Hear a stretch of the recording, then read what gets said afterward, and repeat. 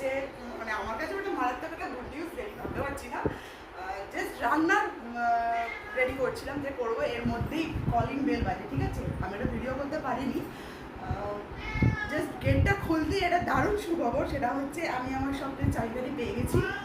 মানে কি বলবো, বলার কোনো ভাষা নেই, জাস্ট কিছু বলতে পারছি না।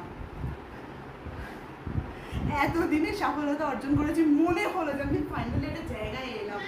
অনেক অনেক থ্যাঙ্কস বন্ধুরা তোমাদেরকে, যারা যারা আমাকে তোমরা সাপোর্ট করেছো, কারণ তোমাদের সাপোর্ট ছাড়া আমি এক পাও চলতে পারতাম না। সেটা আমি আমার এমনিতেও বলি, এখানেও বলছি যে তোমাদের সাপোর্ট ছাড়া সত্যি আমি চলতে পারতাম না। Thank you all my friends. এটা আমার না, এটা তোমাদেরও, তোমাদের জন্য এটা পেয়েছি। জাস্ট